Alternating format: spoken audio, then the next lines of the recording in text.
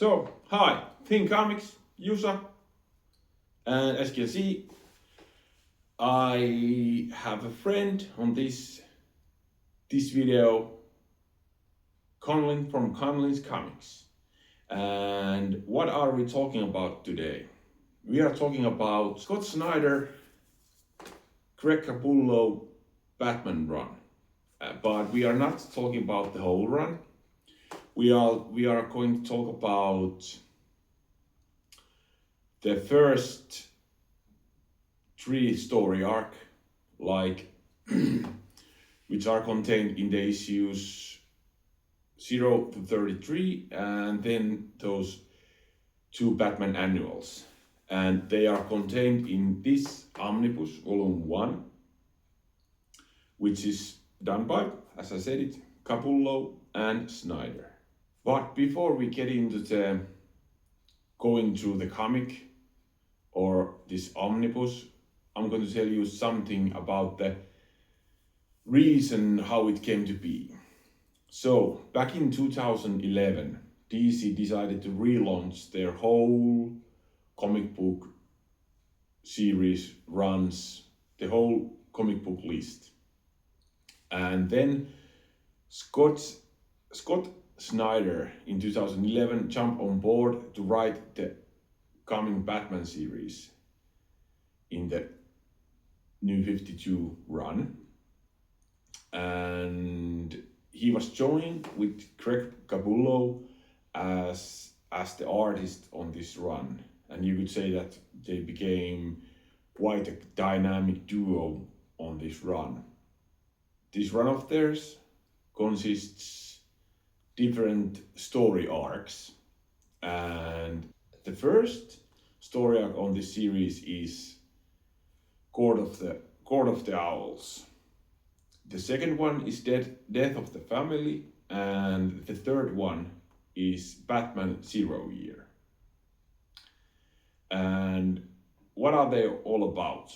So I'm not going to dive into the story, or if someone hasn't read these, I'm not going to tell you anything about, or Conlin's not going to tell you anything about that, about the plot, but it's kind of like a short run through as what these stories are about. So Court of Owls is like, it's a detective story about Batman finding out that there's some ancient old cabal that's been running bad and evil things in Gotham, and he dives into finding out what that is about, and how does it connect to all, and what does he find? He finds more mystery and information about his own family that he wasn't maybe ready to hear, but I think that going through the Court of Owls, this collaboration between Snyder and Capullo just gets more intensified and grows to be a bigger and evolves to like a perfect symbiosis. Then, as this story arc ends and moves to the next one in the Death of the Family, you see the return of the Joker, who is coming after, as I said, as the name implies, comes after Bat Family. Why does he do? Why does the Joker do this? He thinks that because Batman has a family and he has adopted different kind of into his family, like Nightwing, Red Hood, Batgirl, etc., and of course Alfred. He thinks that Batman has grown weak or weaker because of this, and this story arc sets its whole plot around this premise. Not going to tell you anything about it. Most of you have probably read this, but if there's someone who hasn't, I'm going to give you the opportunity to get to know this series on your own, because I have to say that this has been quite a joy to read this series. And then the last story arc on this omnibus is Batman Zero Year, and this is like the reimagination of the origin of Batman and the origin how Bruce Wayne came to be that Batman that everyone knows. And in my opinion, I have been thinking that at first I was thinking that Court of Owls is my favorite run, but there are days when I enjoy more of the Zero Year, because in some aspect the Zero Year is more like is even more grounded than Court of Owls or Death of the Family. I think that Zero Year is it's like Batman Bruce Wayne is figuring everything out, and he doesn't have all those gadgets and all the wealth behind him. He just has to rely on his own skills and do the stuff that he does through those skills. So if you ask me today, I would say that Zero Year is maybe my favorite story arc on this run, but if you ask tomorrow, it might be Court of Owls. Some of you may ask me why not Death of the Family. I think that although it's a very good story arc, the big reason for me is that not the biggest Batman fan, I have to say that I'm definitely not any kind of fan for Joker. So if there's a story about Joker, I usually don't go in for it. But this is a good run, but it's just something about the Joker doesn't compel to me so much that I would say that this is my favorite story arc on this run. But let's go ask what Conlin thinks about this series, this run. So I'm going to hand this thing over to Conlin.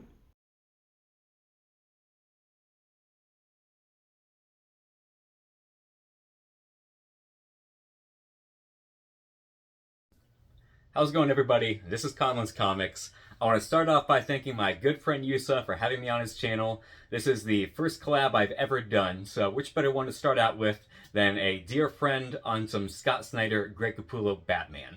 So this run in particular has a special place in my heart. This is the run that got me into going down to my local comic shop and picking up issues weekly. I had always liked comics since I was a young kid, but it was going through back bins, kind of digging through some old Spider-Man issues. It wasn't until this came out that I was actually going down each week excited for the next one. And originally I was a naysayer on the run. I heard about the concept of a secret society that was owl themed, and I kind of glossed over it and I ignored it. it wasn't until around the time that Zero Year was coming out that I started seeing more of the artwork, I started seeing more of the story online, and it started to get me a little bit more intrigued. I went back, hunted down all of the issues that I'd missed from Court of Owls, Death of the Family, blew right through them, immediately loved them, and by the time that Zero Year was wrapping up, I was able to, at the tail end of that, start catching up, so I was getting it weekly at that point. But for the volume after that, that's where I was then hooked to them ever since.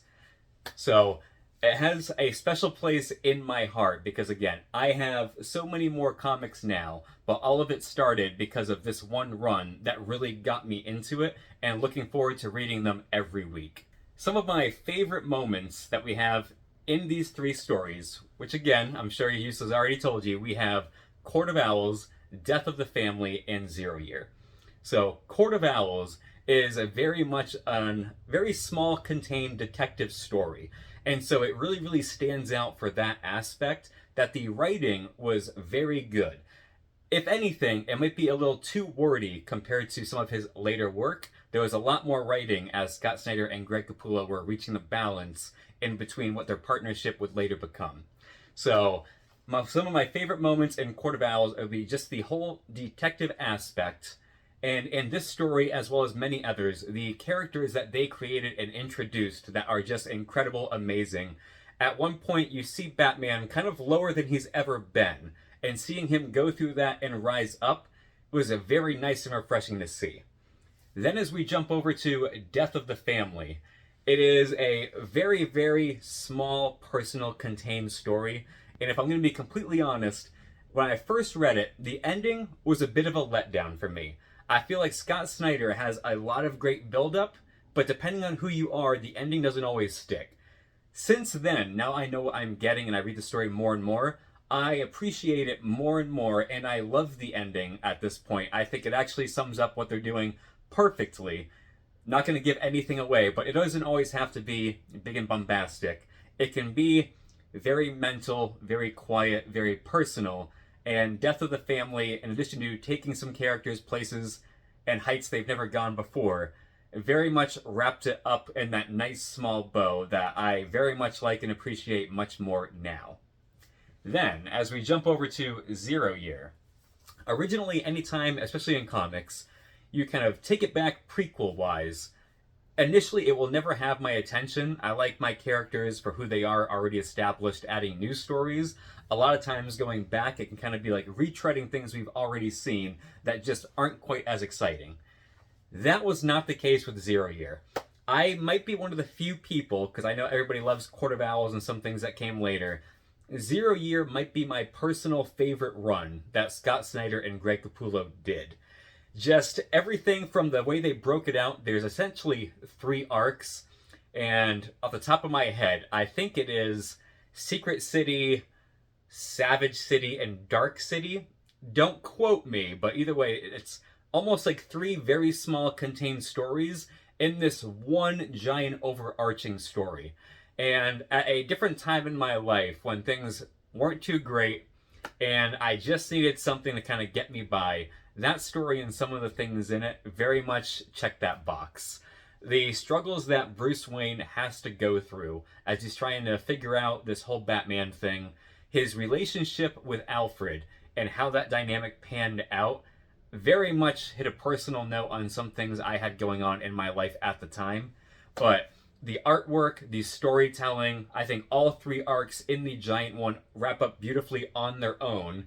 You have origin stories of other characters as well, that when you hear they're gonna do it, it makes you flinch because you never want to see certain things told. They're best left unsaid.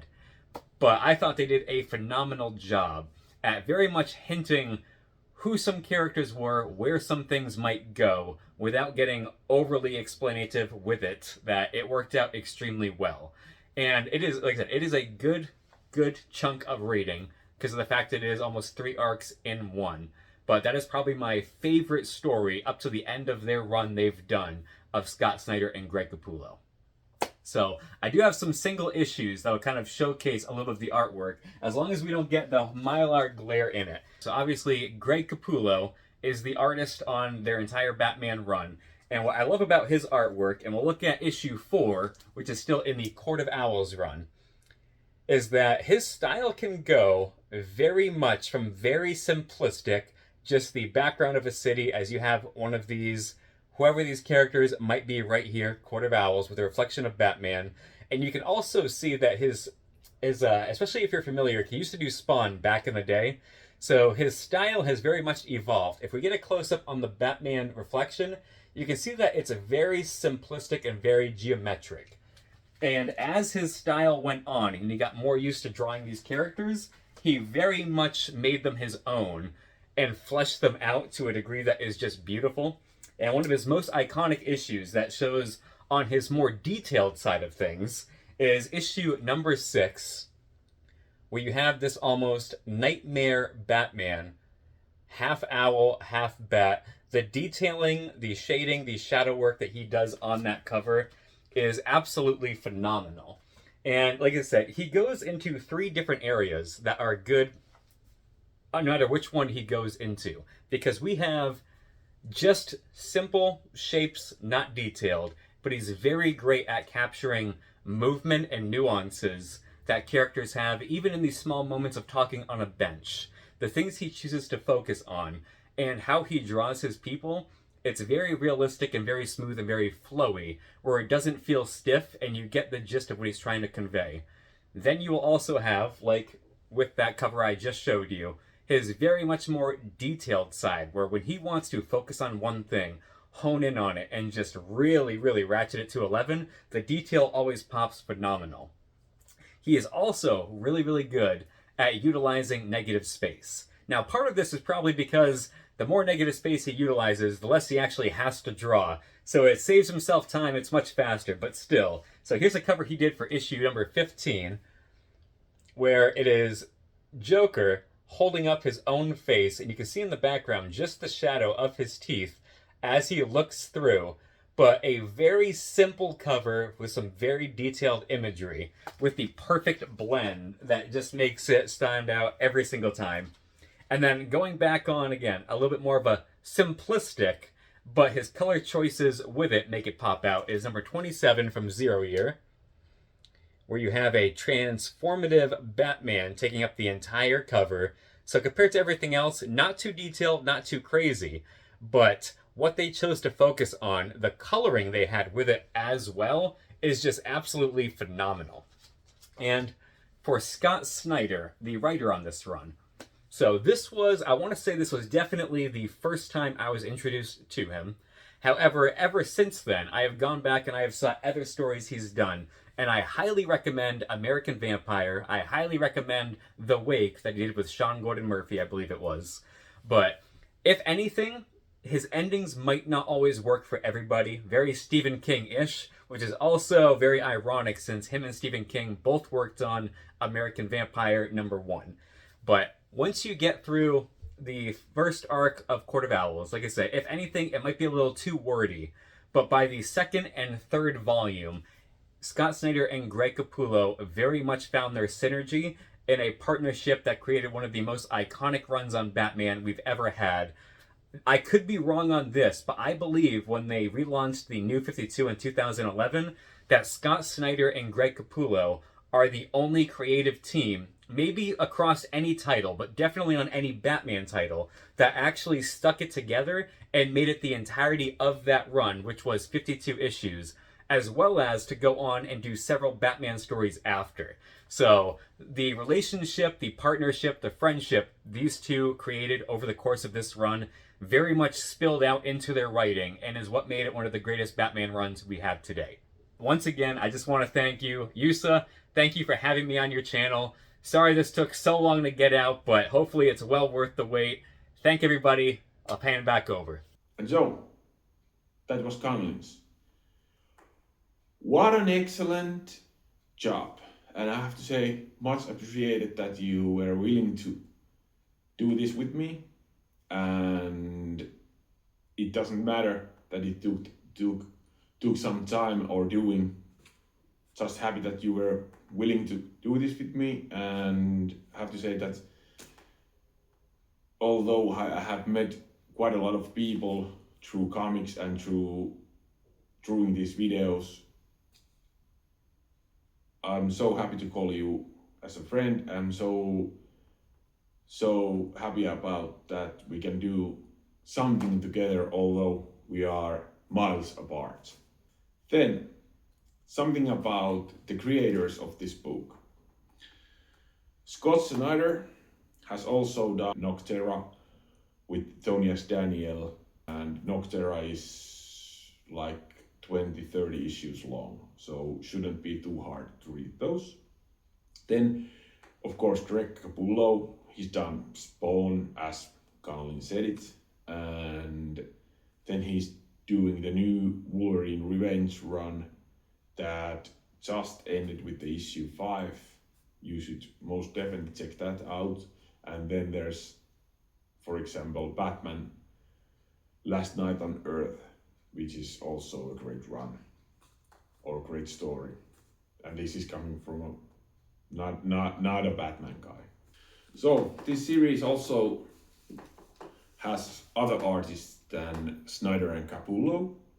It's like inks are done by Jonathan Glapion and Danny Mickey, and then there are numerous guest appearances from artists like James Tynion IV, Andy Kubert, Jason Fabek, and so many more that if you haven't, you should